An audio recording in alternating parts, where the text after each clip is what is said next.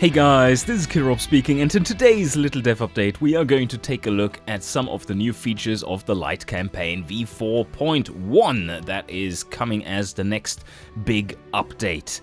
And yes, we have this list that I nowadays tend to prepare for these videos, where we are and what is still left to do. And as you can see, we have come some fair ways into getting all the new features in, but most of it is still unpolished. And today I want to show you and talk about some of the heavy hitters in the campaign. But before we do, let me show you sandboxy people a little extra stuff, because you're into looking at stuff for the sandbox. So if we go into the car designer, we have the tag system, but in an updated version and much more usable than before, much more intuitive than before. We now have the little tag icons, and if I now wanted to, let's see, this one has the BRC tag, yes, but this one doesn't. So let's see, I want to tag this one as well with BRC, so I just click update tags, and then I can update the tag, and then it shows me, oh yeah, you've B there. Okay, if I typed S, then I could instantly get the suggestion for shitbox, and if I click it, then it assigns that tag. So really a handy system like this for tagging, and basically being a folder structure without being a folder. So that is excellent. Oh right, yes. So also, of course, you still have the functionality of clicking them and thus using them as filters. Also really handy. But what I wanted to show you is the some additions to the photo scene, or rather not additions, but a fair bit of polish which was necessary. So let's head over there. There will be a fair amount of new photo scenes coming to this version as well, and some thrown out and updated ones. That is also something. But unfortunately, most of these at the moment in this version, in this build, don't work. They just give me a black screen, which is not the most interesting to look at in a little dev update. But this one, for instance, does work. And that is one of our new photo scenes, and this is like central London style. Where are we? Here. Okay. Look at that. With reflections in the water and everything. Isn't it nice? Yes, pretty cool stuff. Also, not only do we have new scenes, but also, as you can see here, new menu that is reacting dynamically to where your mouse is, as the old one did as well. But this one is now updated to not be as hideous anymore and more usable, because there are more controls visible at all times. So that's really handy. Also, the options are more grouped, so that overall it will be easier to navigate for you. And of course, the Windows slider is in here as well. That was added, so you can make something that looks more like a car. All right. There we have it. Yes, it's not Tin Supreme anymore. Another handy feature that many of you will quite like is that we have a few more options here, and snap to ground can be lifted or well, turned on. It's a little magnet there. I need to make a better icon that is more obvious what is happening. But if I have this one deactivated, the snap to ground, which will just place all four wheels on the ground if it can, you can freely move this. You can freely move the car into the air, and also go into rotation mode, and then do something like this. And that looks like a good scene for a photo shoot of your family car, of your new family car. There we go. Yes, that is how the Londoners will see this one mostly, just flying over the curbs. So that's quite handy for taking action shots. Oh, and not only that, but of course, for manually placing the car on tricky terrain where the automatic placement feature doesn't quite work. So you can really get some off-roady shots as well, if you like.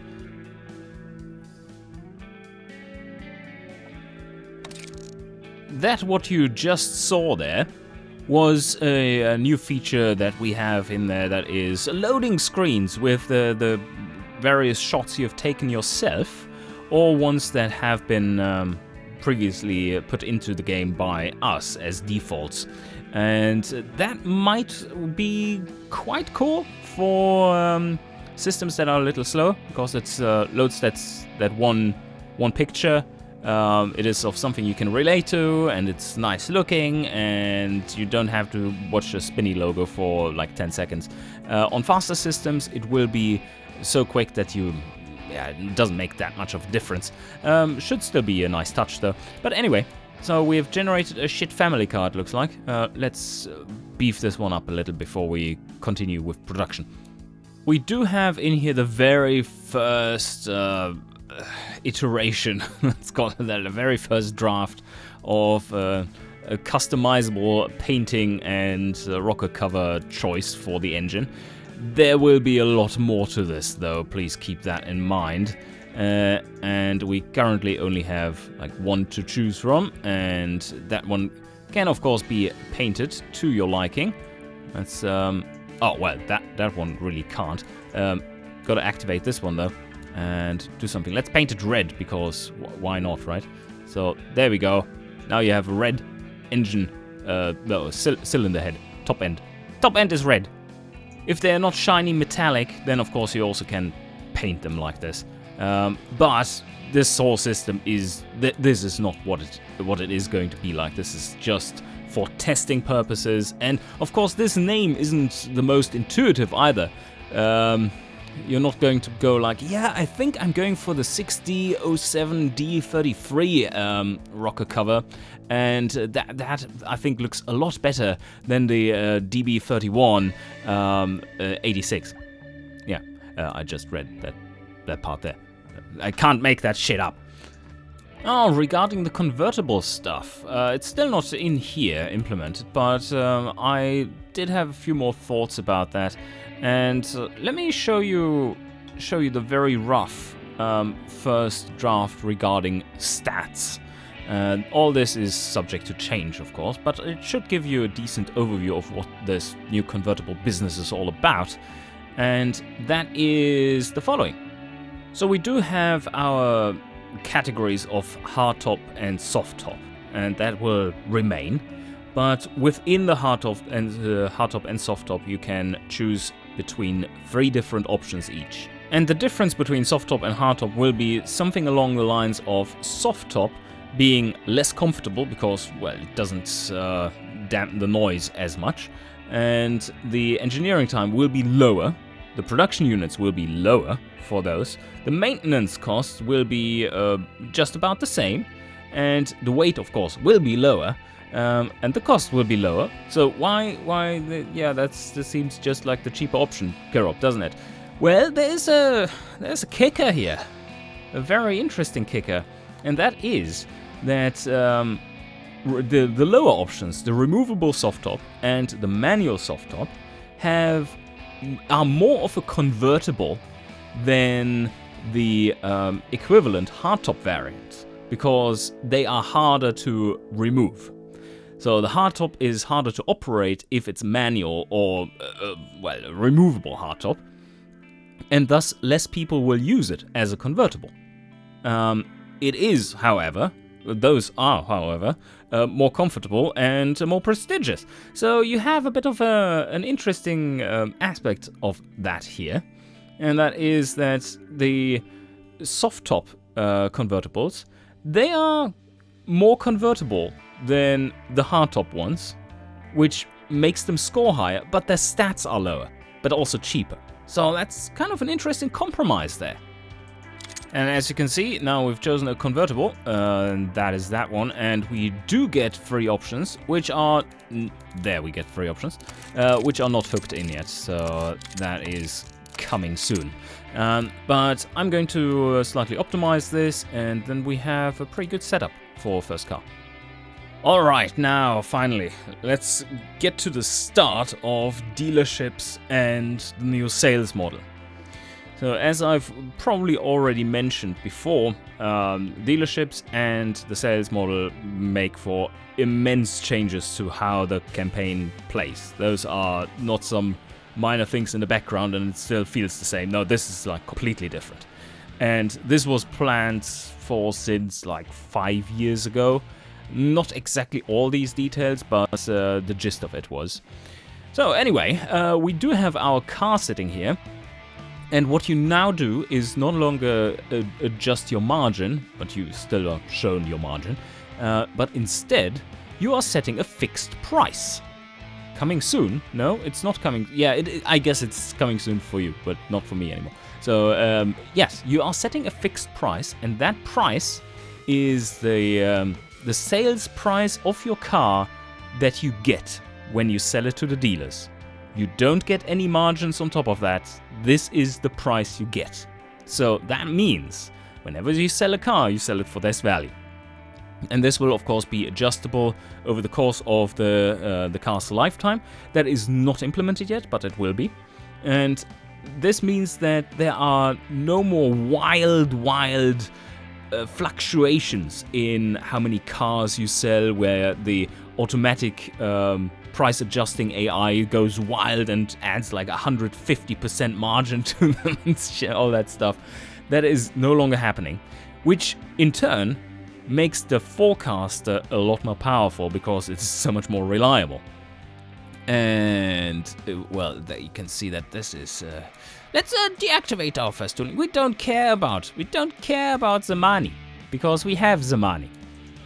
What we do care about instead is, and that needs to be like all this with the new mechanics, needs to have a lot better feedback in the UI for the players, because there's so many important things that you need to know about.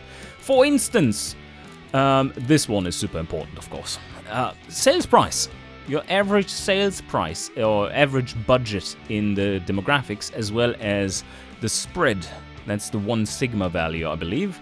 And those are all Gaussians, except for the budget categories, which are half Gaussians, where it just stays at the peak for everything that is below that centroid value. It doesn't mean anything to many of you, I guess, but imagine that this is flat probability of having a budget between 0 and 5020, and then it drops off like a Gaussian would, with a tail that is has this spread. That's the budget demographic, and this is just as you would expect a normal Gaussian with a spread, or with a centroid at 10,500, and Gaussian, by the way, is normal distribution. There's just a different name for it, and a spread of 5,000. So, okay, we see that average budget is 10.5 in family. That means if you sell your car for 10.5, then that means exactly half of that demographic would be able to afford your car, because exactly half is above that value and exactly half is below that value. But we said we were aiming for family premium, and you can see there that if we are going for like 15,000 sales price, then we would catch most of them. That would be around, I would guess, like 70-ish%. And that kind of feedback is what we need to give the player in the UI itself. Like in here, when you set your price, somehow. I still need to figure out how exactly to do that, but that is going to be a feature for sure, because otherwise you're flying blind. So now we can just change this to 15,000, and you see that now that is an effective margin with these calculations that we're doing. We can also turn that one on. Then it tries to sell it for 16k, but let's drop it back down to 15. And you see that, okay, your effective margin will be 35.4%. So don't hesitate turning on these, because you can always sell the car for whatever you want anyway. But with everything turned on, you will get a pretty accurate representation of how your car will sell. But that is, of course, for the first car, assuming, that you don't have any awareness and stuff. So that is another problem, of course. One that you can't really get around that easily. But we also, in the long term at least, need to find a way around that to have a better prognosis for you to base your decisions on. We're going to do the same thing for the convertible. Let's see, convertible is in Gasmir, sitting at 13k.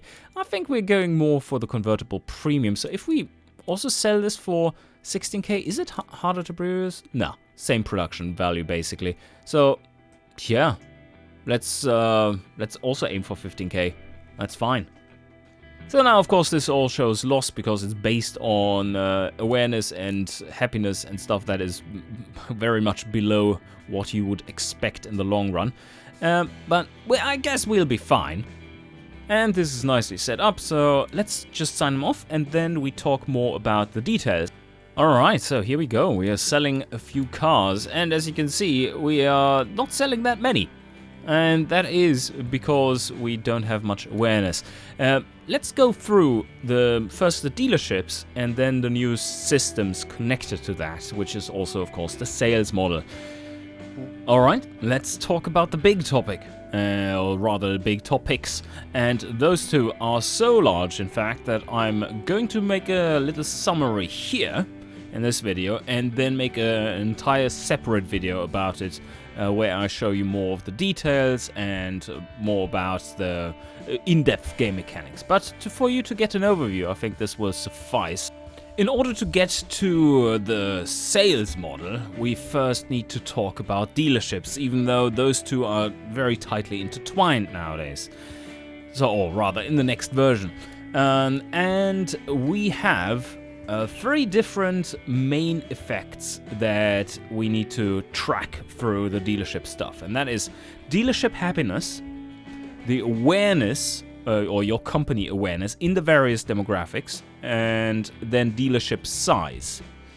Dealership happiness is determined by how much margin they can grab by selling your cars. And it is not like before where you can have a margin of 150% magically out of nowhere and people are buying it and stuff. Now, this is the EU style of dealerships, where a person comes into the dealership, looks at a car, and then orders a car, and that car is delivered to them, to the dealership, by the company itself, by the producer. And then they collect their car at the dealership, and the dealership gets a margin. But these dealerships are considered to be independent. And that means that they are in competition with each other. And that means that you don't get ridiculous margins. Also, you don't get the margin, the dealers are getting the margin. So you need to make sure that you're selling your car at a decent price, as we have seen in where you set up the price for the car, the fixed price for the car. And now the dealers are looking for their competition and trying to figure out, how do I make as much money as possible without being unable to sell anything. And that results in a margin that they get. The more scarce your cars are, the higher the margin they can command. The more competitive your cars are, the higher the margin they can command. And of course, the higher your reputation and prestige, the more happy they get as well. So happiness is how much money they can earn through selling your cars compared to competitor cars, and how prestigious and reputable your company is. All those things lead to a higher happiness, and with that, you have a bonus in both awareness and dealership growth. Speaking of awareness, awareness is, as it always has been, market awareness is, or always, well, in the current version it already is. It is region specific, and within a region it is demographic specific. 30% of that awareness is going to come from dealership happiness. 50% is going to come from marketing, and this will be where your main money sink is in this version, the Light Campaign V4.1, because you no longer pay for dealerships. So money sink needs to happen somewhere else. Also, you no longer gain those massive those massive markups. They are not going into your bank account. So less of a money sink needed. And then 20% of your awareness is going to come from historic market share.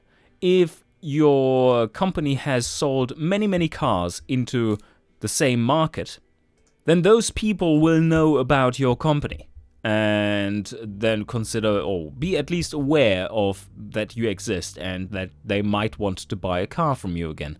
So the the split is now 50% marketing. So marketing much more important than before. 30% happiness and 20% market history or market share, historic market share. So the other thing that we said something about was dealership size. All right, so how does dealership size progress? Dealership size depends on their happiness, as we've already talked about, but also how much throughput you have. And for each level, or the level is, again, a float value, so it's not level 1, level 2, level 3, but rather it can be level 1.42 or level 1.337 if you are making elite cars. And also, that is a size that scales dynamically with how much throughput you have throughout the dealerships. And those are based on the same or similar numbers as we had before. So at level 1, a dealership can put through either 1% of that demographic's market size. So if we look at the not monthly sales data, but rather demographic sizes, not limited to your awareness, and then you see what the market size is. So let's take, for instance, the fun demographic in Gazmere in this year and month, as you can see there, is 3,000 cars. So 1% out of that would be 30 cars. So you can sell 30 cars. That doesn't sound like much, and it isn't. But what happens then is that, well, yeah, you're at level 1 and you sold 30 cars. That is my maximum. So I better start growing now, because obviously there's more to gain there. There's more money to make on your cars. So it will naturally slowly advance. And that means that you, over time, will gain a pretty solid dealership network that has some penetration to it as well. Alright, let's quickly summarize again. You have happiness, you have awareness, and you have dealership size. And all those three are variables that change other aspects and how much your cars are visible and they interact with each other. Higher happiness means more awareness, and higher dealership size. Higher awareness means that more people can buy your cars. More people being able to buy your cars means that the dealership size increases, and so on. So they are all interlinked. But the system works on a target versus current stat level, where your target for happiness, for instance, let's say you just released this mega super duper car and everyone is just through the roof happy with it. Like the dealers are swimming in money from selling one of your cars because it's so sought after, and they want to put it right at the front of everything. That will increase your target happiness very high, to a very high setting. But it will take a while until the actual happiness increases to there. That time scale is quite short, so happiness reacts quickly. Awareness is the exact opposite, where happiness is sitting on a 12-month time scale. Awareness does the same thing on a 10-year time scale. Awareness is something that very slowly grows, and marketing needs to be repeated and repeated and repeated. Anyone who has done marketing in the past of you guys knows that, well, repetition is king. And, well, that costs also. That's why it costs so much. Then dealership size is kind of in between, 48 months, so 4 years time scale. And they need to adjust somewhat slowly, because throughput is hard to sustain or build. And yeah, so these are the three main stats for the dealers. Of course, in-game you get some more info, which is at the moment on this screen not that telling, but you do have the dealership level and the dealership happiness indicated for each demographic that is available for each region, of course. And in the monthly sales data, now that we have that, and we're going to come back to that when I'm now soon going to talk about the sales model, is that you not only have the total sales to the demographic, but also what your market share in that demographic, in that region actually is. And that, remember, that market share is also what is determining how quickly your dealers grow in that specific demographic. So how should I summarize that sales model to you? Well, I think the best thing would be that now they're actual companies. You're no longer acting in a bubble where you get a certain slice of the pie, and that is through your competitiveness and your awareness, you get a certain amount of that slice of the pie, and basically your competitors are only there to measure your car EPN against them, so that you know how much you can sell. That no longer is the case. The competitors are actually selling into the same market as you are and vying for market share. And at the moment there are just 5 competitors, and they're at the moment very, very loosely implemented and not where they are going to be even for Light Campaign v4.1. Out of the massive database of cars, I think 2,000 something cars that are generated for each demographic, for each year and so on, we are just at the moment, in this version that I'm playing here right now, just randomly assigning those cars to the various companies. And what is happening then is that the company, or rather the buyer in each demographic, is looking at the bubble of potential options in that company, in each company, and is evaluating their prowess in that demographic, and the ratio between them determines what percentage is going into that company, what percentage is going into that company, and so on. So the buyers split, and then they filter down through the company's cars and reevaluate those cars and see which one they want to buy. If they find one, then they pick one and go out. Rather, well, that's not, of course, not done one by one, but rather as a distribution. And yeah, that is basically how it works. People who don't find a car are being added back into that demographic for the next month. So let's say you are in a situation where you have a fantastic car, but you only have made 10 of them, and the demand is 1,000. Well, most of the people would want to buy that car, but they can't. So now lots of people were disappointed and didn't get it. So now for the next month, those 990 are added back to the top. And they might try buying your car again, but all the competitors are of course not sleeping, so they will be grabbing more and more of that share, and they probably also have cars to actually sell to you. So that is a little bit about how the system works. I'm going to go much more in depth about this in the specific video, where we are also going to look at some practical examples of this. Just so that you can see how it pans out. But I'm really happy with this system now coming into the game, because it was long overdue, and it's so much better than what we had before, which was very good for how incredibly simplistic it was. But yeah, this is going to be a lot better. I think that wraps us up for today. I hope you enjoyed, and see you guys next time.